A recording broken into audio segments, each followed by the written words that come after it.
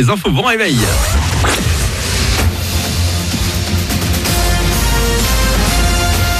Toute l'actu sur Monaco-Menton avec Frédéric Plat. Bonjour, comme un avant-goût de confinement pour le soleil aujourd'hui, il sera souvent caché par des nuages sur le littoral, principalement ce matin. Il sortira en partie de sa cachette cet après-midi, mais il sera souvent au moins voilé. 21 degrés sont annoncés au plus fort, on a 9 actuellement à Sospel, 12 à la Turbie. Le ciel sera à nouveau beaucoup plus bleu demain. Au moins 4 semaines de confinement à partir de ce vendredi matin en France. L'annonce d'Emmanuel Macron hier soir à la télé, alors que l'épidémie de coronavirus sévit à nouveau et même plus fort.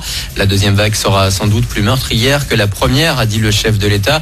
Comme au printemps, dès demain, il faudra donc se munir d'une attestation et justifier de ses déplacements. Par exemple, pour aller travailler, s'acheter à manger, voir un médecin, prendre l'air dans le quartier.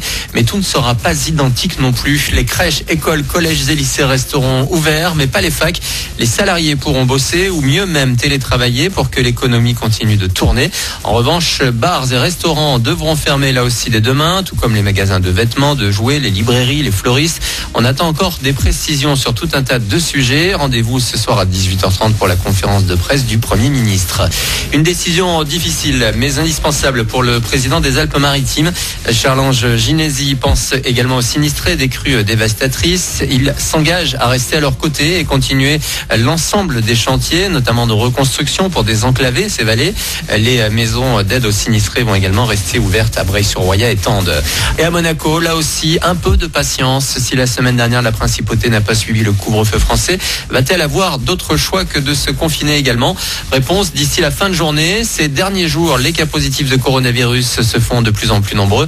17 rien que sur la journée d'hier, mais avec une capacité d'accueil en réanimation qui resterait confortable selon la directrice du centre hospitalier Princesse Grasse. Elle est en interview ce jeudi dans Monaco Matin. Le sport et le foot, pas confinés, et un match à suivre à la maison dans son canapé ce soir et en clair. À 21h sur la 23, l'OGC Nice recevra les Israéliens du Beersheva à l'Alliance. Une semaine après une lourde défaite concédée à Leverkusen, la victoire sera déjà obligatoire. Hassan Kamara, défenseur du gym. À tout prix, oui, parce qu'on joue tous les matchs pour gagner. Après, c'est vrai que là, c'est un match de Coupe d'Europe, il faut qu'on se rattrape. C'est à domicile. Il faut absolument qu'on fasse un bon résultat. Un tournant, je sais pas, mais c'est un match très important parce que ça va nous permettre de continuer sur ce qu'on a fait de bien et de prendre 3 points en Coupe d'Europe. Et on sait qu'il nous reste encore 5 matchs. Donc commencer par une victoire à domicile, ça va être bien. Propos recueillis par Marc Aluni, la rencontre va se jouer à huis clos et sera donc à suivre dès 21h sur RMC Story. Hier soir, cette fois en Ligue des Champions, le PSG s'est imposé à Başakşehir 2-0 et Rennes a été battu à Séville 1-0. Toujours en sport, la fin hier à Monaco du Sportel Awards et la journée a été heureuse ce mercredi pour les élèves de l'école de rugby de la Principauté qui organise un stage pendant les vacances. Ils ont donc eu la visite de Frédéric Michalak et ils ont pu échanger quelques ballons avec lui. Des jeunes nageurs de la Principauté ont reçu la visite de Malia Metella, médaillée au JO d'Athènes et vice-championne du monde sur 100 mètres en 2005. La prochaine édition du Sportel devrait avoir lieu en février prochain. Un mot également rapidement de la caravane du sport. Elle passe aujourd'hui par Beau Soleil. Dès 10h ce matin, des initiations seront proposées au Parc des Sports et Loisirs. C'est gratuit.